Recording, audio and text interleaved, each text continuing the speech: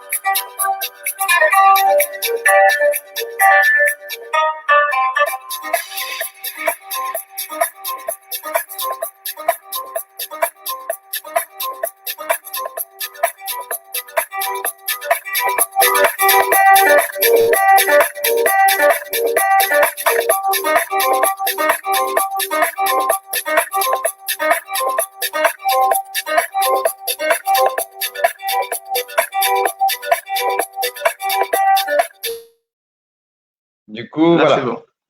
Du coup, petite vidéo, voilà, pour se remettre un petit peu dans le bain, dans le passif de l'action, de la base de l'assaut. Tiens à dire un grand merci pour la vidéo pour Adèle. Un énorme merci. Énorme merci à Adèle. Salut Charline. Et du coup, un énorme merci aussi à Flo et Romain qui sont là et qui gèrent, qui articulent tout ça là pour le live. C'est juste génial quand même. Donc un grand merci. Maintenant, on va pouvoir voir aussi au niveau de la suite. Donc brasser comme une asso, comme une AG en fait tout simplement.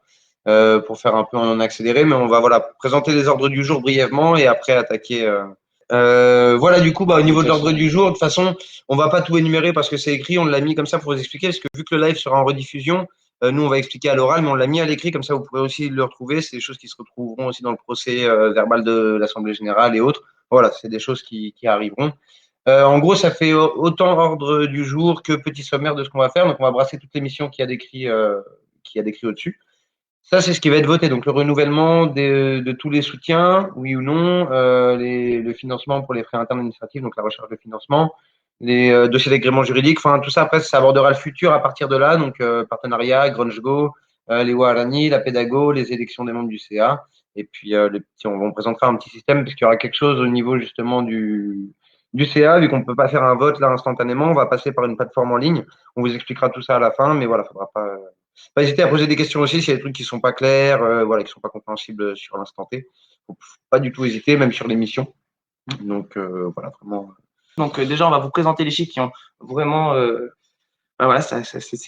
nous on les considère comme des chiffres importants toujours parce que cette année a été compliquée et quand on le compare avec l'année d'avant, c'est hyper intéressant, notamment quand on parle d'euros, faut pas avoir de tabou au niveau de la finance. Donc c'est pour ça qu'on se permet de vous le présenter là et surtout de rendre ensuite notre rapport d'activité accessible grand public, donc sur notre site internet et autres. Donc et le bilan financier aussi qu'on viendra un peu comme le dernier, on avait fait une petite présentation, il a été très long à sortir. Voilà, là pour vous dire, les chiffres qui sont affichés peuvent être évolutifs dans le sens où justement au niveau, comme on disait, au niveau des chiffres qui s'affichent au niveau de la main d'œuvre, c'est des calculs qu'on fait en fait en fonction des missions, du nombre de personnes qu'il y avait par mission et du coup du temps estimé passé et avec un taux horaire à 10 euros. Donc pour certains postes, c'est normalement plus élevé, mais on préfère prendre plus bas. Donc on part sur 10 euros de l'heure pour toutes les missions, tout type de main-d'œuvre. Et donc on arrive à des chiffres comme ça. Ils seront évolutifs, on vous le dit, parce que dans le rapport d'activité, il y a donc ce roman chiffré que vous voyez là, et ce sera peut-être pas les mêmes chiffres pour quelques catégories. Voilà, juste pour vous le dire, il y a des chiffres qui ne bougeront pas.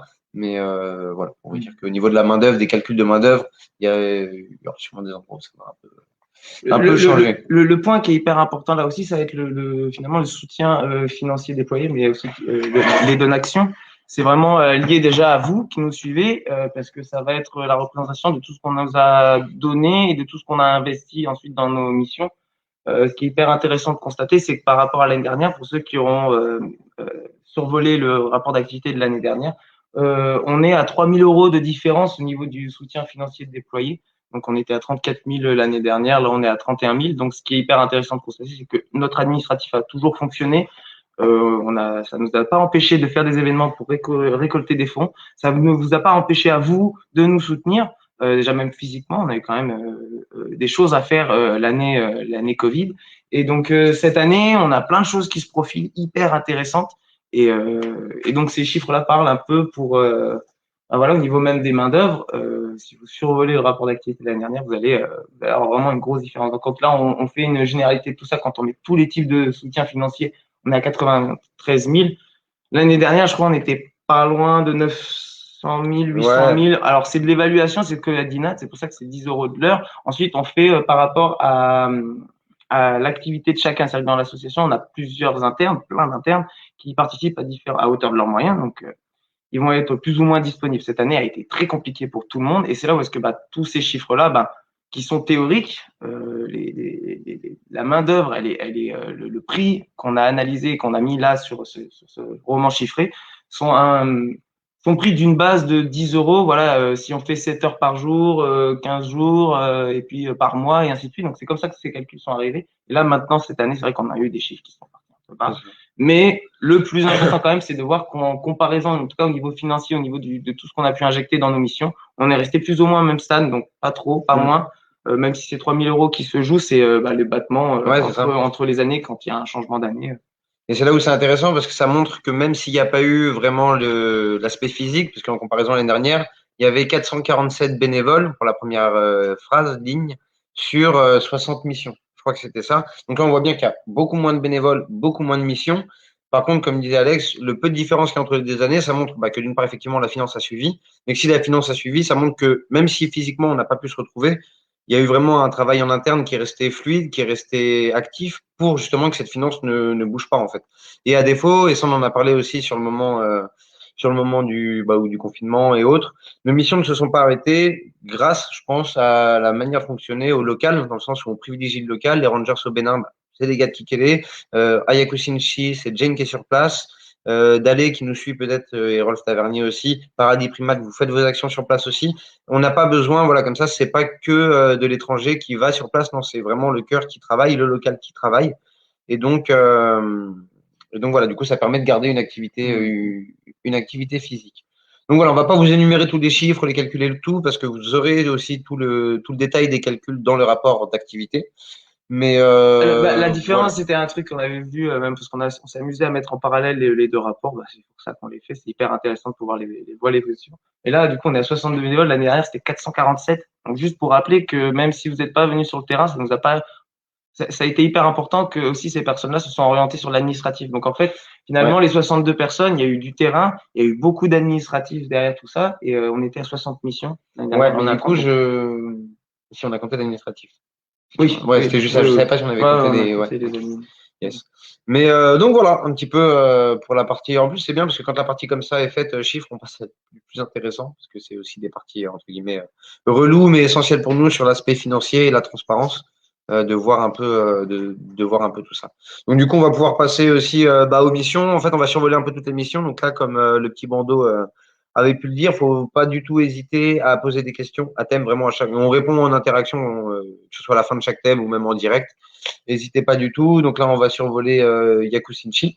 Du coup, cette année a été marquée par les Oslo. Ça a commencé directement comme ça, donc par la mission en Équateur en novembre-décembre, juste après l'AG.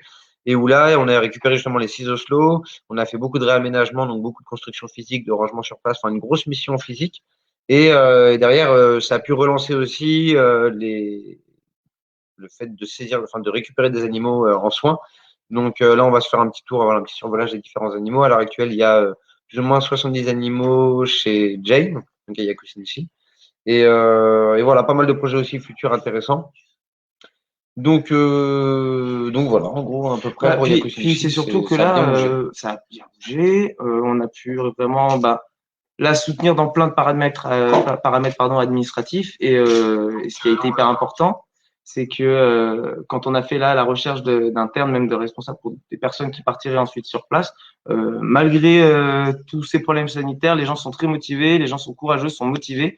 Nous derrière, on a tout fait pour vraiment structurer nos missions, pour faire en sorte d'apporter un maximum de soutien, que ce soit aux personnes qui partent, au projet, ou même nous quand on part sur place. Enfin là, ça a été hyper intéressant de pouvoir voir que même à travers la recherche qu'on a fait avec Coustinchi, on a eu beaucoup de personnes qui nous ont envoyé des mails, des CV, des lettres de motivation. Déjà un grand merci pour toutes ces personnes-là parce que ça montre vraiment votre dénouement, voilà, vous êtes dévoué à cette cause-là et c'est hyper intéressant de le constater comme ça. Et déjà un grand merci, voilà, déjà à vous tous qui soutenez le projet de Yakusinchi, de peu importe quelle forme, parce que c'est vrai qu'il va avoir les dons financiers, il va avoir les gens qui veulent partir sur place, les dons matériels, puisqu'on reçoit pas mal de matériel qui nous permettent ensuite de mal désorienter dans les missions. Et donc là, Yakusinchi, sur là, des 2021, enfin, on va quand même avoir des gens qui vont partir sur place, qui vont nous donner peut-être de nouveau les portes ouvertes pour renvoyer du bénévolat, peut-être. Donc, il y a plein de choses qui peuvent se passer cette année. Alors, tout dépend encore une fois, on le sait tous, de ce qui environne et des prises de décision un peu qui se passent dans les pays au niveau du sanitaire. Mais dans l'idée,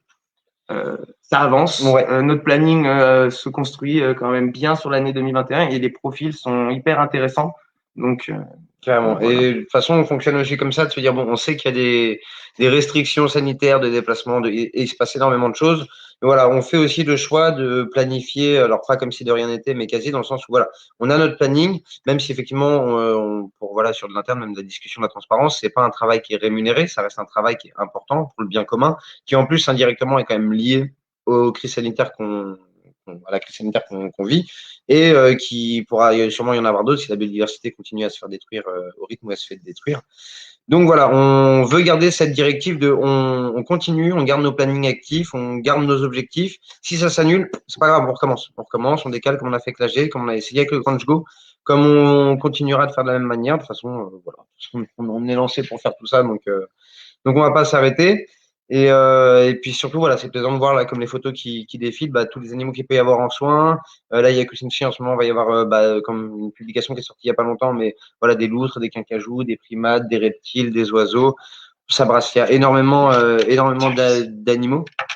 Donc voilà. Du coup, c'est pas mal pour Yaku. N'hésitez pas, je sais pas si vous avez des questions. En chose très forte qui s'est passée cette année pour Yaku, il y a eu du coup les Oslo, comme on le disait, on vous a beaucoup entre guillemets sollicité pour la levée de fonds parce qu'il y a besoin de finances pour nourrir les Oslo. C'est des animaux qui coûtent cher à nourrir. Donc ça a fonctionné. Vous avez tous répondu présente. On a eu un énorme soutien en tout. On a pu débloquer nous Makigo 4 315 euros. Grâce à votre soutien pour soutenir financièrement. On a eu le soutien de Brigitte Bardot de 5 000 euros pour combler le manque qu'il y avait au niveau de la nourriture des oslos. Donc, sur cet exercice-là, en parlant de manière comptable, et 7 600 pour construire un deuxième complexe félin. Donc, il y a une grande avancée pour Yaku. Et en plus de ça, ce qui est génial, c'est que dans la foulée, il y a eu, donc là, ça apparaîtra sur l'autre exercice, mais 5 000 euros de 30 millions d'amis pour soutenir aussi pour le nourrissage balade des ratons laveurs, comme vous pouvez voir, et des loutres, enfin pour le fonctionnement interne, et 3 000 euros de la SNDA. Donc on les remercie énormément, les partenaires financiers qui nous soutiennent, qui autant que vous, qui nous accordez votre confiance, le soutien, et donc on essaye toujours au maximum sur l'aspect administratif, la transparence, voilà, et de dynamiser un petit peu tout ça. Pareil, on va donc retravailler le site internet. Donc là, on parle de toutes ces informations-là, même en finance, tout ça. Le rapport d'activité sera rempli d'infos en détail. Donc, il ne faut pas hésiter justement à aller sur le site internet. On le retravaillera pour le rendre encore plus fluide au niveau de quand vous êtes à la recherche de trucs spécifiques, de pouvoir avoir vraiment accès à tout grâce au site internet. Donc, bon, encore une fois, on rappelle, n'hésitez pas, participatif. Mais voilà, on a plein d'idées même au niveau du site internet de comment encore l'améliorer, toujours améliorer et prendre soin de ce qu'on a. Donc, Yakusinchi, c'est une mission qui est super intéressante. Le profil est hyper intéressant. Donc, on met les bouchées doubles et ça fonctionne et c'est hyper agréable à constater. Voilà. Ouais, c'est plaisant. Voilà, c'est vrai que c'est plaisant de voir un projet qui avance malgré les difficultés, parce qu'on en reparle souvent aussi avec la directrice du centre ou l'aspect financier. C'est souvent une épée Damoclès qui peut y avoir au-dessus de la tête. Et au quotidien, ça peut mettre une pression. Je pense que autant on peut le connaître en perso que quand en plus il y a des vies d'animaux en jeu. C'est encore plus, voilà, je pense que ça peut en mettre encore plus une pression. Il y a vraiment quelque chose à ce niveau-là. Et donc, vous avez su répondre présent dans les moments. Autant on a fait plusieurs leçons pour Yakusinchi à chaque fois. Et c'est vrai que si l'équipe entière, autant que vous êtes, autant que les internes, Makigo n'était pas là, Yakusinchi aurait fermé ses portes. Et c'est je ne sais combien d'animaux qui auraient clairement pas pu être depuis longtemps, parce que depuis 3 ans. Donc là, on parle depuis longtemps, au moins 400 animaux. Voilà. Et on parle d'un travail qui est quand même au quotidien vraiment très respectable. On parle de 85% des animaux qui sont réintroduits. C'est-à-dire que le travail, que ce soit, elle n'a pas peur du moyen terme, long terme. C'est-à-dire qu'il y a certaines espèces qui ont vraiment un réel besoin, des besoins importants pour être réintroduits. On vous évoque ça, mais on sait on s'y intéresse tous. Généralement, ceux qui font partie de la sphère Makigo s'intéressent aux animaux. Mais pour ceux qui ne savent pas, en tout cas, un primate n'est pas réintroductible instantanément comme ça dès qu'on le reçoit. Il y a beaucoup de démarches, d'étapes, que ce soit primates et autres espèces. En fait, chaque espèce a un fonctionnement différent. Et c'est pour ça que c'est hyper intéressant d'évoquer le fait que si on arrive vraiment à faire en sorte que ce refuge tienne, parce que ce refuge est vraiment fait d'une manière qui est vraiment, voilà, on est dans le côté, l'un des meilleurs refuges qu'on peut connaître, enfin moi de mes yeux, en tout cas au niveau de la réhabilitation et de réintroduction, c'est que c'est très actif. On quantifie pas le positif de ces actions, mais c'est vrai que c'est impressionnant de pouvoir prendre de la hauteur sur ce qui se passe au niveau environnemental et dans la nature et même dans d'autres profils de mission où on a d'autres problématiques, de constater et de prendre de la hauteur sur la Yakusinchi, dire ok, il y a tout ça qui se passe, c'est intéressant. Il faut vraiment faire en sorte que Jane ait un soutien de notre part, entre autres, déjà moral, parce que c'est hyper compliqué, mais dans tous les autres paramètres, grâce au réseau, on trouve vraiment beaucoup de solutions et voilà, on parle de Yakusinchi comme on pourrait parler des autres missions, on peut mettre exactement les mêmes arguments de bienveillance de votre part et de l'association. Et au niveau des partenaires, on est vraiment embriqué dans des parce que chaque show est membre actif. On a plein de termes comme ça, mais c'est vraiment, on a trouvé un union qui était théorique au début. Notamment, ben voilà, on vous montrait la première vidéo en début de live, mais c'est symbolique parce qu'au début, on avait beaucoup de théories sur ce qu'on souhaiterait avoir en tant qu'association. C'est au début de Makigo. Et on en est en concret à ce stade-là. Donc, c'est merci à ceux qui nous suivent et aux partenaires qui font un travail extraordinaire, à tout type de partenaires. On rappelle que on a des partenaires associatifs qui nous aident dans certaines branches spécifiques de protection, que ce soit sur protection animale ou végétale, mais on va avoir aussi sur de la lutte, on va avoir des choses dans de l'artisanat, dans de l'infographie, là, comme là tout de suite, avec des internes qui vont nous aider énormément dans l'administratif, dans tout ce qui va être la création de documents incroyables, des levées de fonds qui sont super, des partenaires qui sont aussi liés à de la finance, donc qui arrivent à en faire un non tabou et réussir vraiment à avoir un truc comme ça, une force qui s'est générée, c'est hyper intéressant. Et voilà. Donc voilà. Donc on va, comme ça c'est affiché en bas, donc on va rebondir un peu entre les pays. On voyage, donc Yakusinchi, on rappelle quand même Équateur, donc dans la région de Manabí. La Mana. Cotopaxi pour la région, ouais. Et voilà. C'est tous les termes, hein. Donc bon, voilà. Donc c'est la région en Équateur, donc c'est vraiment donc Amérique latine pour ceux qui cherchent, au cas où pour ceux qui ne savent pas. Voilà. C'était au cas où. Et donc là, on part sur le sanctuaire Elephant Event, qui est un tout autre projet avec d'autres problématiques, et ça se situe en France, donc qui a beaucoup avancé. Il y a énormément avancé. Enfin voilà, du coup, n'hésitez pas à aller suivre leur page aussi, etc. Et enfin là, vous allez voir, on met une petite vidéo aussi. C'est vrai. Ça peut être...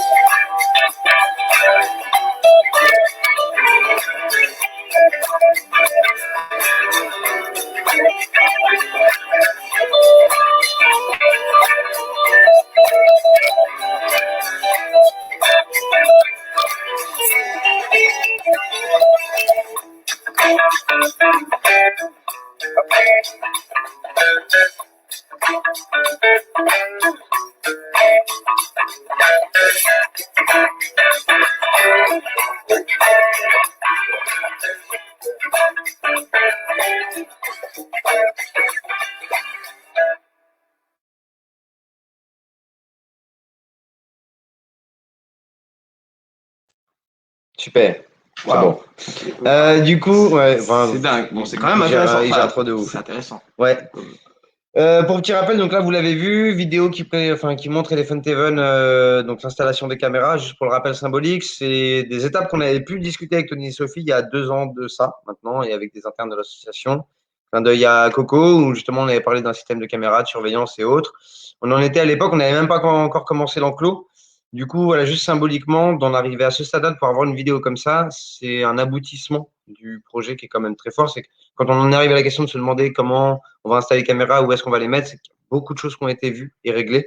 Et donc, on est vraiment sur des étapes, alors pas finales, parce qu'il y aura une deuxième phase au projet, mais voilà, on s'approche grandement. Donc bien intéressant. Elephant Event, donc cette année justement, on a donc les missions ont beaucoup diminué parce qu'il y avait un gros besoin justement pour la construction de l'enclos. Et donc je crois que c'est la dernière mission justement avec l'installation du tunnel. Et donc en décembre et après à partir de janvier, donc forcément déjà il y a eu le Covid aussi qui a remonté, mais ils avaient donc un besoin administratif plus important. Pareil, ce sera décrit dans le rapport d'activité, mais voilà, un besoin administratif. Et donc voilà, on a du coup, voilà, on est toujours à dispo s'il y a des missions, évidemment, comme on a expliqué dans le dernier live avec Tony et Sophie. Mais voilà, du coup, pour dire que tout est prêt, en fait, que maintenant, c'est beaucoup d'administratif, de gestion de mails par rapport aux éléphants, de communication et autres. Et donc, voilà, un travail plus interne administratif. Et voilà, en gros, donc là, voilà, petit défilé des photos. De même, n'hésitez pas si vous avez des questions.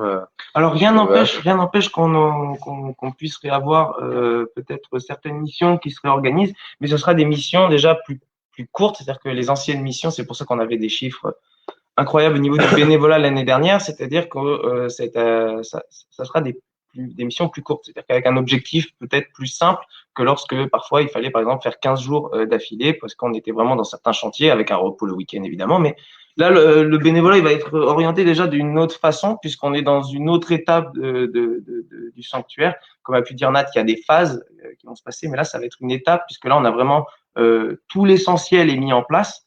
Donc ça peaufine, ça peaufine, ça peaufine. On cherche la meilleure façon de pouvoir réussir à faire que ce projet soit optimisé, puisque c'est bien beau maintenant d'avoir un sanctuaire et d'avoir des enclos pour les animaux, donc pour les éléphants, puisqu'on rappelle que c'est un projet qui est quand même entre guillemets donc délicat, mais quand même c'est que c'est un sanctuaire donc pour les éléphants retraités donc des cirques et autres, donc des éléphants qui sont dans certaines conditions et qui auraient besoin tout simplement de repasser une vie d'éléphant. Donc voilà, c'est juste ce côté un peu là qu'on veut rappeler, puisque si à l'heure actuelle on stagne au niveau bénévolat, c'est parce que on va pas faire des missions bénévolat juste pour en faire. Il faut vraiment qu'il y ait un but derrière. Et s'il y a des petites missions, on essaiera forcément de les axer plus au local. Donc si après quelqu'un veut faire 7 heures de route en véhicule pour faire 3 jours de mission, libre à lui, mais quand même on rappelle que on essaiera quand même d'intervenir au local. À Elephant Event, si on aurait une mission de 3-4 jours, donc faire en sorte que les gens qui soient dans la zone déjà puissent intervenir directement. Complètement. Et puis après, on restera, c'est aussi un aspect très important sur toutes nos missions. Ça commençait déjà à bien se mettre en place l'année dernière. Mais voilà, pour ceux qui ont vu aussi les débuts de l'assaut, où voilà, c'était vraiment plein de motivation. Enfin, on est toujours autant plein de motivation. Sauf qu'on a un plus maintenant, c'est qu'avant, on pouvait ni prendre en charge les frais de déplacement, ni les frais de nourriture des bénévoles ou autres. Maintenant, voilà, c'est des choses qu'on peut se permettre de faire. Donc, c'est vraiment voilà, intéressant. Donc, faut pas hésiter, voilà, les internes et autres. Voilà, faut comprendre que ça, je veux vraiment le rappeler parce que voilà, à l'heure actuelle, donc Alex est président, moi je suis trésorier.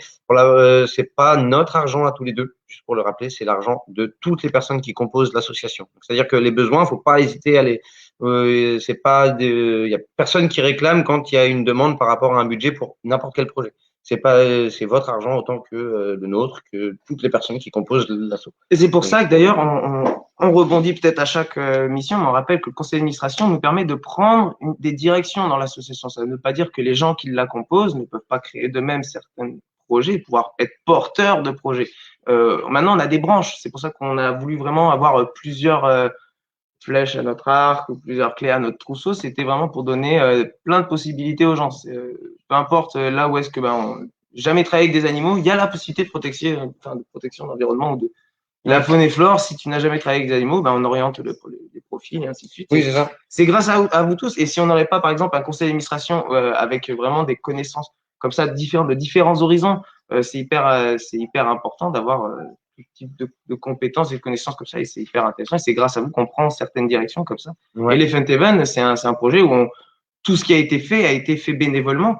Et on n'avait pas peur de mettre la main au portefeuille ou la main dans la terre pour faire les choses. Et à l'heure actuelle, on est content de pouvoir dire que si cette association fonctionne, c'est grâce à vous, premièrement. On est à but non lucratif. Donc, tout ce qui est en lien à la protection du vivant, on utilise des outils. L'argent est un outil, le matériel comme un marteau, on utilise des outils. Donc, il ne faut pas hésiter déjà à prendre contact.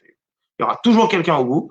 Et que ce soit toutes les plateformes Makigo, dès que vous trouvez Makigo qui fait partie du réseau officiel, parce que bon, on ne sait jamais avec le temps. Mais voilà, donc il ne faut pas hésiter à prendre contact. Ouais. Donc, du coup, je vois projet à suivre. le petit commentaire de Mathilde justement sur EH, donc pour le contenu d'émission. Le contenu sera peut-être la forme qui changera un petit peu, dans le sens où ce sera plus une mission tous les mois comme on faisait avant, mais sur appel par rapport à des besoins, donc des missions événementielles, comme on pouvait faire au tout début en fait. Où il y avait eu une idée justement par rapport, il fallait changer le toit. Bon, c'était une mission focus pour changer le toit.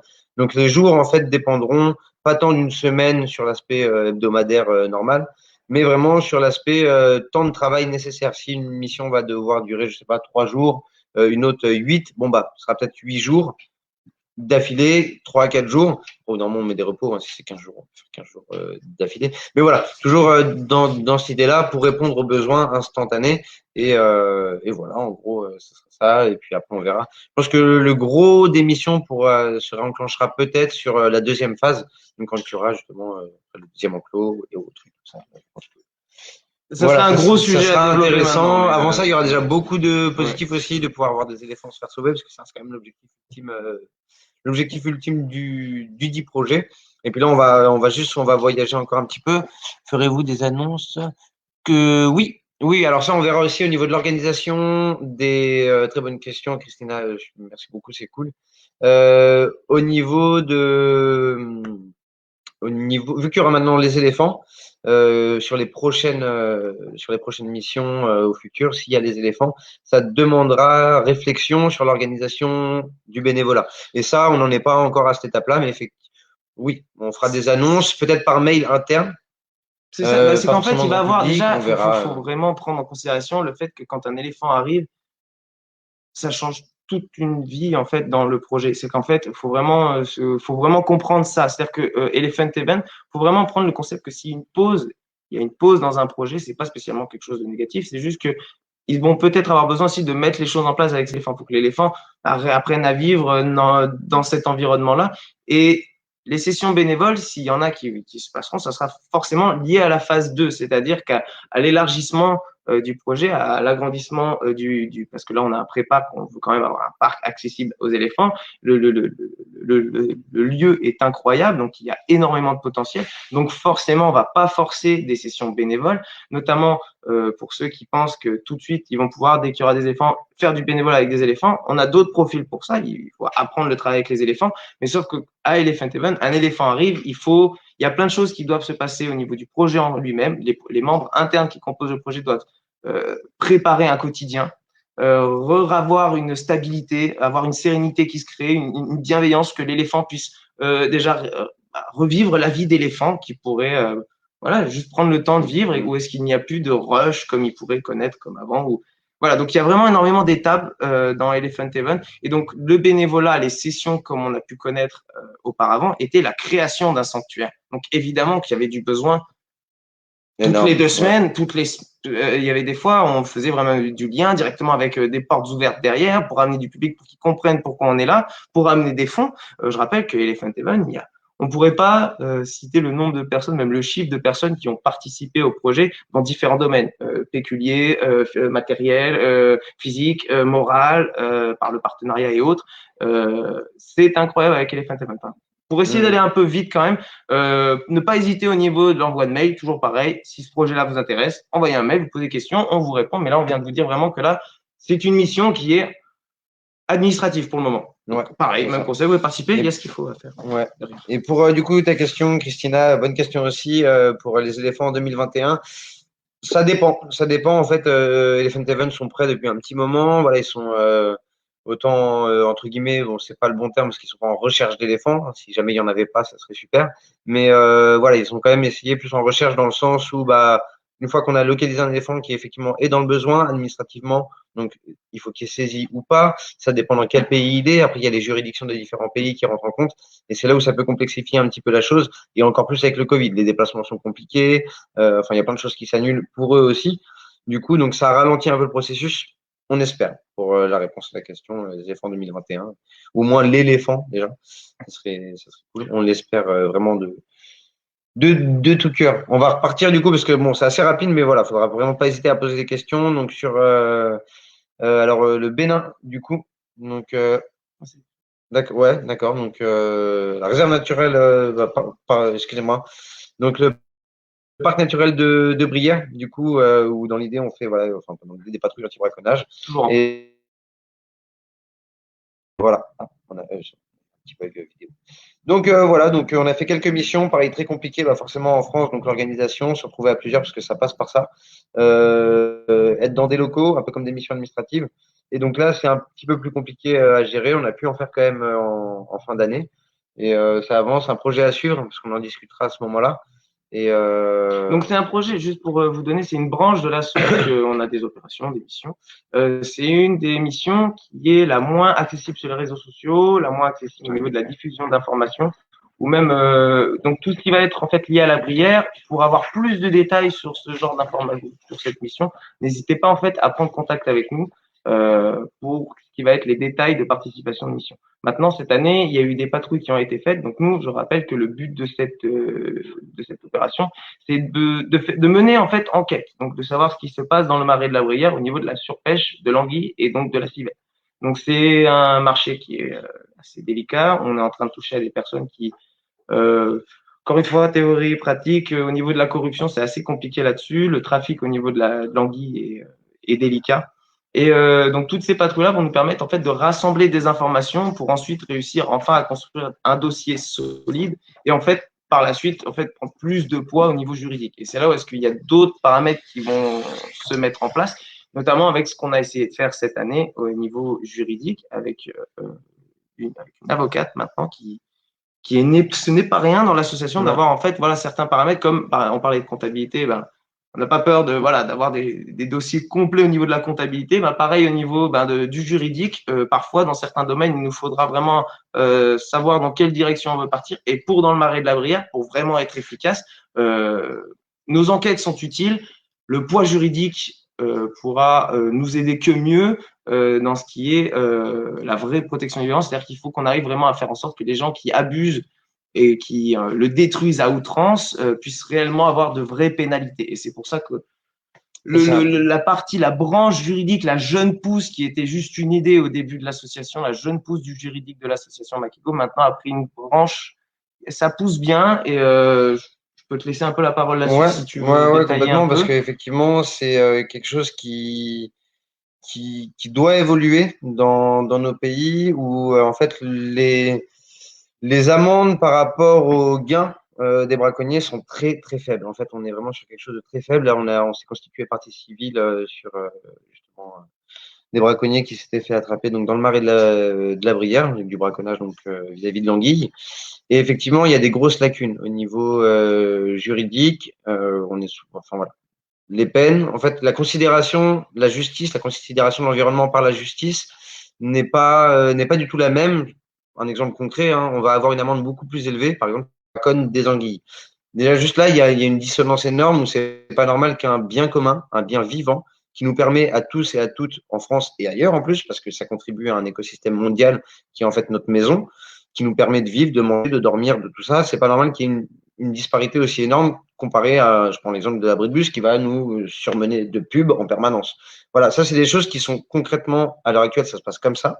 Et donc voilà, c'est justement une branche qu'on veut enclencher pour voilà pour un petit peu voilà contrecarrer ça en fait c'est vrai que il y ait des vraies peines financières parce que voilà c'est aussi ce qui entre guillemets peut faire mal et dissuader mais voilà qu'il y ait des grosses peines financières au niveau des braconniers pour la Brière mais de partout en France et dans le monde et je réponds juste rapidement au passage à la question de Mathéo pour la mission avec le Covid. C'est compliqué, mais ça peut se faire. Voilà, juste pour le dire, c'est qu'en fait, ça va dépendre. On réfléchit à un système de fonctionnement événementiel. Par exemple, on se dit, voilà, sur un mois, on fait une mission Brière, on prend un bâtiment, on loue un bâtiment, on se réunit à plusieurs. Et là, on fait voilà, toute une organisation vraiment sur un mois. Ça demande d'avoir du temps disponible. Et après, nous, il y a la partie administrative qui est en place pour pouvoir agir, même en temps de Covid, et j'ai presque envie de pousser l'extrême, bon, ça on verra, mais presque en temps de confinement, dans le sens où on est reconnu à l'heure actuelle maintenant d'intérêt général. Nos missions sont pour la protection de la nature. On en a parlé rapidement avant, mais le lien entre le virus et la destruction de la biodiversité, parce que c'est, voilà, juste pour le terme, j'aime perte de biodiversité, non, on ne la perd pas, on détruit la biodiversité, clairement. Et du coup, c'est voilà, c'est vraiment ces deux choses qui sont liées, donc il faut qu'on puisse continuer à agir et comme on le disait tout à l'heure, on continue, on fait les plans. Et c'est voilà, une question de disponibilité, donc n'hésitez pas voilà, même à nous donner des idées d'organisation de mission pour dire enfin, voilà, qu'on est vraiment ouvert, surtout même juste sur une organisation de mission. Nous, on n'a pas tout tracé en tête, on découvre au quotidien, on improvise au quotidien. Donc n'hésitez pas voilà, à partager avec nous ce que vous Je sais pas si c'est le Covid qui m'a fait éternuer, pas pour moi. Petite blague. Je sais pas. Voilà, donc là, on va pouvoir passer maintenant sur donc, le Bénin. On repart ailleurs. Donc, on va commencer avec une petite vidéo parce que vraiment, il y a 5 personnes qui sont géniales là-bas, qui sont donc les 5 Rangers, Draman, Yaya, Isifu, Gani et Leslie. Et voilà, ils sont juste, ils sont juste géniaux. Et donc là, pour vous expliquer juste le principe, c'est ce qu'on appelle des petits brudis pour protéger la forêt. Donc là, à droite, on voit la rangée d'arbres. Derrière la rangée d'arbres, il y a la forêt de Kikélé qui commence, donc de 13 hectares. Et justement, donc, le principe, c'est de faire toute une bande où il n'y a plus aucune végétation, ce qui fait que s'il y a un feu en dehors de la forêt qui vient, va être stoppé par ce manque de végétation à brûler pour la saison sèche. Donc, ça s'appelle des feux de prévention, voilà, qui délimitent toute la zone de la forêt. Donc là, les 5 éco-gardes de Kikélé, on fait ça voilà, au top du top du top. Voilà, juste pour donc, la petite vidéo, on va pouvoir visionner.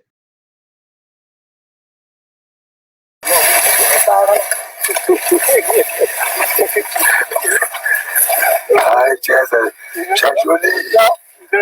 Oh, joli. Très bien. Oh, ne vous pouvez là, maman, c'est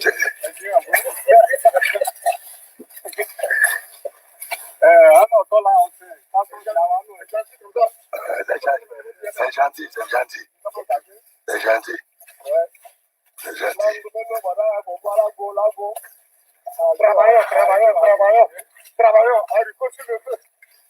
Travaillons, haricot sur le feu.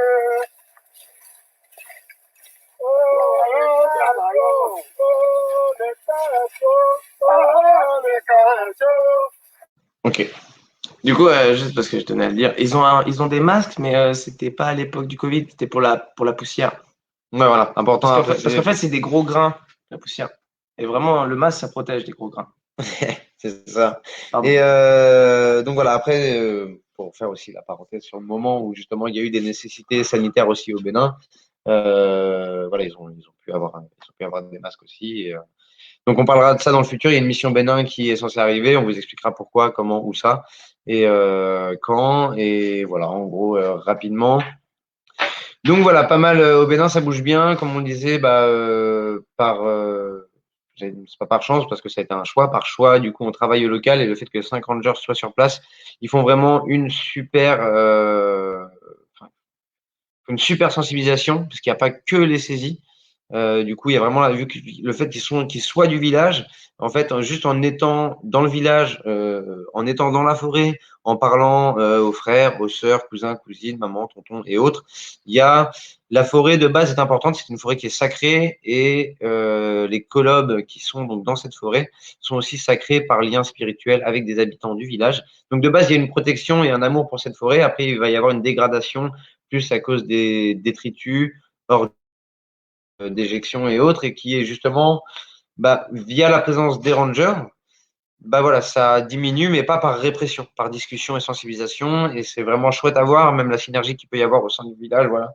Enfin, comme vous avez pu le voir là sur la vidéo, ça rigole, ça se motive. Enfin, c'est dans une énergie qui est vraiment plaisante en plus. Et voilà, donc c'est pour partager ça. Vraiment. Et puis, alors, je vois, il y a une question, ils ne sont que 5 pour toute cette forêt. Là, on parle de la forêt de Kikélé, donc c'est environ 13 hectares, quelque chose comme ça. Donc, faut parler de Kikélé. C'est donc dans l'opération qu'on avait prévu au niveau des Monts Couffés. Maintenant, Kikélé, donc tout est à échelle, donc à hauteur de nos moyens, et même au niveau de la communauté, on a tout de suite pu avoir des gens de confiance, des gens qui ont voulu vraiment, voilà, avoir ce lien avec cette forêt, mais naturellement. Donc nous, on vient vraiment comme un soutien pour essayer. On dit souvent cette chose-là, on dit qu'avec la protection du vivant, on essaie de créer un métier, et c'est important de le rappeler que on peut avoir des métiers verts. Et eux, en tout cas, l'idée leur ont plu et naturellement, eux-mêmes ont pris les devants pour faire comme là, les vidéos qu'on va pouvoir voir ou les photos qui vont pouvoir, nous, alors, ça, c'est des dons matériels. Donc, toujours pareil, c'est grâce à vous. On rappelle que n'importe quel support que vous êtes en train de voir là, c'est soit des internes qui ont pris des photos, qui nous ont prêté du matériel pour ça. Avant, voilà, on n'avait pas spécialement de téléphone, on n'avait pas toutes ces choses-là. Il y a eu beaucoup de matériel donné, des soutiens financiers qui nous ont permis, là, vous pouvez voir notamment les t-shirts, pantalons, et toutes ces choses-là, on a pu amener des ranjos, des chaussures aux Rangers. Voilà, ça fait bizarre, des ranjos. Ouais, des rangers aux rangers. Mais voilà, voilà. Voilà. Donc c'est vraiment pour ce rappel-là qu'en plus, voilà, vous nous avez donné tout le matériel pour réussir à faire les choses. Nous, on n'est pas physiquement sur place, mais grâce à eux,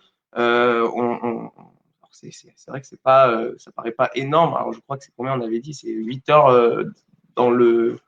Ouais, je sais plus exactement. On verra du coup. De toute façon, ça, le détail, il y aura. Mais voilà, le but, c'est en fait réussir en fait à augmenter le temps qu'ils peuvent passer en forêt, à la protéger, à nous aider en fait avec les jeunes plants qu'on a, les jeunes plants qu'on a mis en terre, de pouvoir surveiller un peu leur évolution, d'enlever les mauvaises essences d'arbres qui sont sur place, donc tout ce qui est lié un peu au business du bois avec le teck et autres, et réussir à réimplanter finalement des essences qui sont essentielles à la forêt en elle-même, mais aussi les animaux qui peuvent en profiter en mangeant les feuilles qui sont comestibles. Le teck ne sert à personne. dans cette forêt. Enfin voilà, on reste dans des concepts comme ça. Donc là, c'est la deuxième partie vraiment de ce projet-là où on est à Kikélé, on veut vraiment réaugmenter le potentiel de cette forêt, enfin la régénérer, donc voir avec les gens qui s'y connaissent le mieux. Et on n'a pas notre rôle à nous, ce n'est pas de dire rien ne va plus, mais plutôt de demander qu'est-ce qui se passe et ils vont nous raconter les meilleurs, de la meilleure façon comment faire pour protéger cette forêt. Il y a plein de choses à faire, ils la connaissent mieux que nous, il faut respecter ça.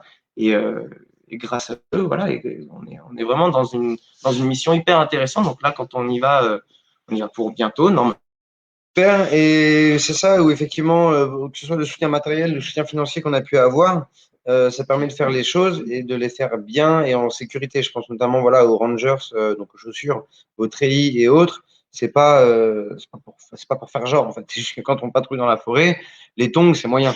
C'est juste que voilà, il y a des serpents venimeux, il y a du scorpion, enfin voilà, il y a des dangers extérieurs. Et pour être, voilà, on voit, il y a Gagny à gauche qui a un impair. La prochaine fois qu'on y retourne, là, justement, d'ici peu de temps, l'idée, c'est de ramener, bah voilà, des tenues en tir de pluie. Bon, ils ont déjà des bottes, mais de renouveler le matériel qui est abîmé pour qu'ils puissent patrouiller dans la forêt sans être trempés, protéger le matériel aussi. Enfin voilà, ça permet vraiment tout cet engrenage et fonctionnement. Et l'idée vraiment sur cette mission-là, en fait, c'est les 5 éco-gardes. C'est des gars qui de base ont à cœur la forêt et veulent la protéger. Donc c'est pas nous on arrive là-bas en disant voilà on veut protéger la forêt, il faut que vous non c'est eux en fait ils se sont proposés volontairement pour recevoir du coup une formation. Donc là justement on peut voir voilà des petits diplômes, mais voilà justement pour recevoir cette formation et pour en fait donner les moyens autant moraux, juridiques et autres pour qu'ils soient reconnus aussi au niveau étatique, donc par les forestiers, par la gendarmerie, par les pompiers. Enfin voilà, maintenant tout le monde sait dans la zone là-bas qu'il y a des éco-gardes dans la forêt de Kikélé. Et c'est plus juste des villageois qui aiment bien leur forêt. Et voilà, c'est juste apporter cet outil sur demande quand il y a besoin de dire voilà effectivement il y a moyen, il y a des moyens, on fait ce qu'il faut pour les mettre en place et voilà en gros un peu. Ouais. Donc pareil, n'hésitez pas s'il y a d'autres questions sur les rangers.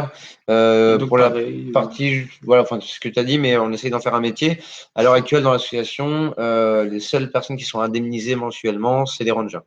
Parce que déjà au niveau budget, effectivement, on est à hauteur de nos moyens, on peut se le permettre parce que c'est au Bénin, en toute transparence. On ne pourrait pas payer, c'est un carton béninois qu'on paye, on ne pourrait pas payer un carton français en SMIC parce que ce serait beaucoup trop compliqué. Mais voilà, du coup, juste pour la petite parenthèse, sans s'éterniser sur les chiffres et la finance. Parce et puis le but aussi, voilà, de toute façon, là, quand on va, la prochaine session qu'on est censé, donc là, on est censé aller au Bénin bientôt.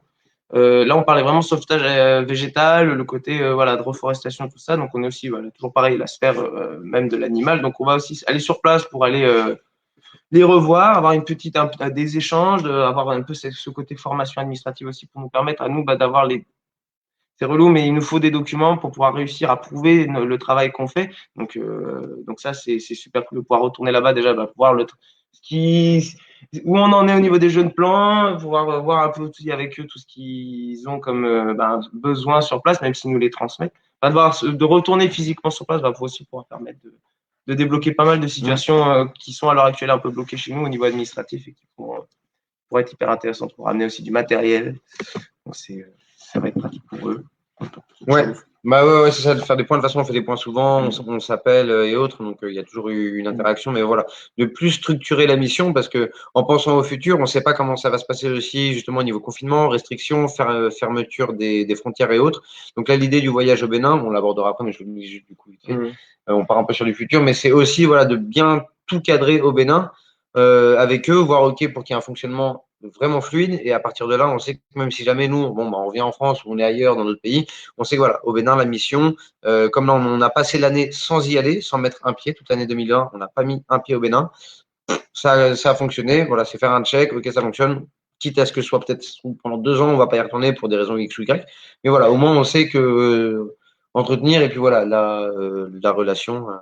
Puis ça fait toujours plaisir aussi de voir des amis, parce que c'est pas juste des collègues, c'est aussi des amis. Voilà, donc on va switcher, on va continuer sur l'Afrique, donc en parlant du Congo, du coup, République démocratique du Congo, avec Paradis des primates. Où, déjà pour commencer, merci pour le travail que vous faites. Juste ça qui est impressionnant entre déjà le contexte sanitaire à l'époque, le contexte géopolitique, les minerais qu'il peut y avoir. Donc voilà, cette photo exprime un peu la base et le pourquoi du comment et qui du paradis primate. Donc là, il y a Dalé Divin Saasita qui est donc fondateur et président du paradis primate, qui est du coup en brousse congolaise avec un gorille dans le dos. Il le montre où justement l'idée c'est de sanctuariser des zones, alors pas que pour le gorille, mais donc de sanctuariser des zones pour préserver tout l'écosystème animal et végétal et de pouvoir aussi créer donc ça c'est pas mais voilà, des corridors écologiques, des moyens de subsistance, autosuffisance alimentaire pour les populations, pour diminuer la pression qu'il peut y avoir sur les populations animales. Voilà, ça va être un petit peu tout ça. Donc on a pareil, on est toujours en contact. Alors, c'est hyper pratique parce que déjà, il connaît bien le terrain. Nous, on le présente tout le temps comme l'exception qui confirme la règle, puisqu'on n'y est pas encore allé, nous, physiquement, contrairement à toutes les autres missions qu'on va pouvoir vous présenter. Et donc, c'est vrai que ce qui est hyper intéressant, c'est comment il a pu évoluer en parallèle comme ça. Et là, à l'heure actuelle, on en est voilà, dans la création de gros dossiers, de grosses levées de fonds, pour vraiment réussir à avoir un schéma logique entre la protection de la forêt, donc il s'y connaît énormément au niveau des végétaux, c'est impressionnant, et il fait aussi pas mal de sauvetage animalier, enfin pas mal, il en fait quelques-uns. Donc tout est à hauteur de ses moyens aussi, hein, toujours pareil, on rappelle que on fait comme on peut. Donc c'est pour ça que ça a été important nous de se mettre en relation comme ça et de faire un partenariat éthique. Et vu le retour qu'on pouvait avoir de sa part, de visuels, de dossiers et autres, on a pu vraiment prendre part à son projet et en discuter. C'était hyper intéressant. Et on attend que ça de pouvoir y aller. Alors encore une fois, c'est un peu comme tout le reste, hein. Voilà, hein, on espère, on prépare notre planning, on voit avec lui aussi, suivant ses conseils, donc parce qu'il n'y a pas de réelle nécessité de partir comme ça demain pour dire on y va. Il faut vraiment qu'on arrive à trouver l'objectif de ce voyage. Encore une fois, on veut pas partir prendre l'avion, consommer. Il faut vraiment qu'il y ait un revers de décor qui soit vraiment concret. Et avec Paradis Primate, on a la chance de voilà d'avoir un départ de projet qui prend en compte les végétaux, les animaux dans sa globalité, c'est pas spécialisé dans une espèce, c'est pour ça que il y a ce côté aussi animalier qui peut retrouver chez Makigo, d'avoir des conseils de la part de notre équipe ou de la part de notre réseau, des gens qui la composent en fait. Et je pense que c'est un super échange avec cette personne-là, puisque c'est aussi un membre d'honneur de l'assaut. Donc comme ça, il y a plein de statuts comme ça, des termes, bon ben c'est comme ça. Mais c'est un membre d'honneur de l'assaut qui nous permet aussi d'avoir un super renvers décor aussi au niveau de ce qui se passe au niveau des rangers, puisque eux, nous on a des éco-gardes dans une forêt sacrée de Kikélé où il n'y a pas trop de déforestation, pas trop de chasse, voire pas, grâce à eux aussi, grâce aux éco-gardes. Au paradis primate, il y a beaucoup de nécessité de formation de rangers militarisés, puisqu'on a des problèmes qui sont beaucoup plus gros que ce que nous, on peut vivre à Kikélé et qui vont plus ressembler finalement aux problèmes qui peuvent se retrouver dans les monts couchés. Donc, voilà, Paradis Primate est un projet à suivre complètement. N'est pas hésité à nous poser des questions à ce niveau-là. Et nous, notre but, voilà, c'est voilà, quand il parle, pareil, sanctuariser, il faut faire attention avec le terme. On va pas clôturer la forêt. Le but, c'est vraiment de trouver un système de fonctionnement pour au local, en fait, pour éviter, par exemple, la chasse, parce qu'eux, ils vont chasser pour manger. On le rappelle souvent, mais ils chassent pour manger. Nous, c'est différent. C'est une chasse peut-être plus comme un loisir. Le but, c'est de faire en sorte qu'eux s'alimentent. Donc, ils mangent déjà des fruits et légumes. Ils n'ont pas ça à prendre de nous. Donc voilà, donc peut-être plus voilà, il y a ce projet, c'est un projet qui a besoin de plein d'étapes et on sera là avec Dalé pour vous le présenter plus possible et vraiment au mieux possible pour organiser un jour une session où on se déplacerait physiquement et là on enclencherait vraiment des étapes hyper importantes, la création du sanctuaire puisqu'il y a une nécessité de saisie au niveau des animaux et de réhabilitation et de réintroduction potentielle puisque si on arrive à protéger une forêt réellement, on peut ensuite, dans l'éventualité, penser à de la réelle réintroduction. C'est ça. Donc, on va avoir le côté voilà, de sanctuaire, centre de réintroduction. Donc, ça, qui sont des étapes long terme. Et effectivement, les soutiens aussi, comme disait Alex, on va pas aller sur place pour prendre 3 photos. Déjà, autant sur le bilan carbone, ça sert à rien. Mais par contre, on en profite aussi d'être en live. N'hésitez pas à tourner autour de vous. Ce qui peut être intéressant pour d'aller, c'est du soutien matériel. Où nous, par exemple, en France, on va avoir du matériel justement pour d'aller. Et l'idée, c'est d'optimiser voilà, des trajets. Si quelqu'un va au Congo, bon, bah, on lui dit voilà, est-ce que tu peux prendre ça avec toi là, dans les valises, déjà donner ça. Et voilà, essayer comme ça, petit à petit, de voilà, pouvoir agir toujours pareil, à hauteur de nos moyens, un petit peu. Donc, voilà, un petit peu là pour d'aller. Pour survoler. Merci à vous l'équipe et vraiment pour un aspect très important aussi d'aller prendre vraiment, et l'équipe du Paradis Primate, hein, bien sûr, ils prennent vraiment en compte tous les facteurs. Donc, Alex a dit animal, végétal, et l'aspect qui est intéressant, c'est aussi humain, parce que donc l'humain est en même temps le problème et la solution. Je peux le dire souvent. Donc, du coup, effectivement, si on comprend pas l'humain dans la réflexion autour de la biodiversité, il y a un moment où ça coince. Il faut l'inclure, ce qui est normal. Et ce qui est génial là-dedans, c'est que la biodiversité peut être très positive pour l'humain et l'humain très positif pour la biodiversité, et ça peut aller très bien. Donc, voilà. C'est aussi, voilà, c'est des démarches qui sont cherchées à faire des concessions forestières communautaires, à voilà, inclure vraiment les halls plus locales dans le processus de protection pour que cette biodiversité derrière rende des services aussi écosystémiques aux gens, voilà, la propreté de l'eau, la filtration d'eau par les arbres. S'il n'y a plus d'arbres, l'eau tout ce qui va être les métaux lourds ou s'il y a des polluants, ça va arriver directement. Enfin bref, je ne veux pas tout le truc, mais voilà, on sait bien que si la biodiversité se porte bien, généralement, vu que c'est notre habitat, c'est mieux aussi pour nous. Quand même. Donc, à voir, je crois qu'on a fait le tour, d'émission. Brièvement, pour faire un petit rappel sur les autres missions, donc sensibilisation. Pour clôturer, voilà, c'est l'aspect, tout ce qui va être les stands, les conférences. On adore échanger, on adore être critiqué de manière constructive pour s'améliorer, comme on disait, échange participatif, comme dans les premières vidéos. Voilà, on disait vraiment ça tout le temps, on le pense toujours et on le dit tout le temps, on le répète autant, je pense. Donc voilà, pas hésiter là-dessus. Donc on a pu faire pas mal de stands malgré cette année Covid. On va pouvoir sûrement faire d'autres conférences, peut-être des conférences live. On parlait tout à l'heure de Paradis Primate qui pourra nous expliquer un peu plus en détail. On va faire cette année un peu plus aussi, vu qu'on va aborder le futur, on va faire un peu plus de live justement avec à thème.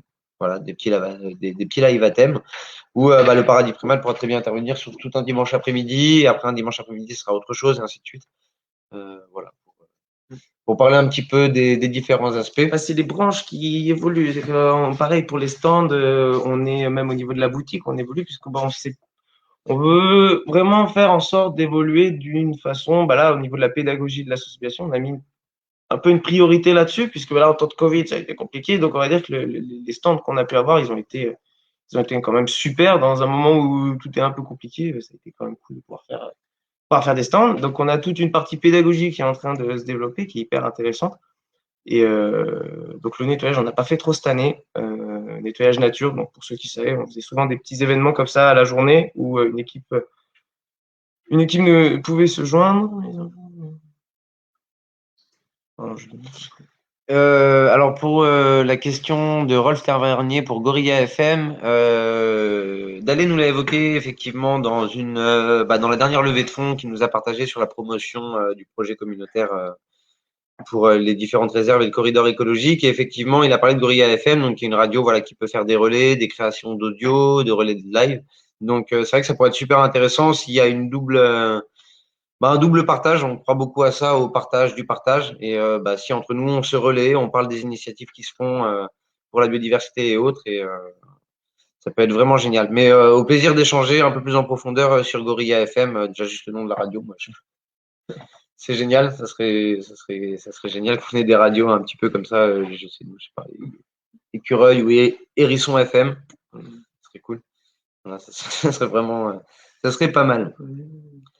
Et donc on va aborder un petit peu le futur de l'association qui nous concerne tous et toutes, et où c'est là où on veut vraiment avoir vraiment une composition, une réflexion à plusieurs pour le futur. C'est souvent nos deux têtes qu'on voit, on parle, parce que je sais pas, parce que c'est comme ça. Mais construction ensemble du futur, c'est ce qu'il y a de mieux. La réflexion, plus on est, mieux c'est. Donc voilà.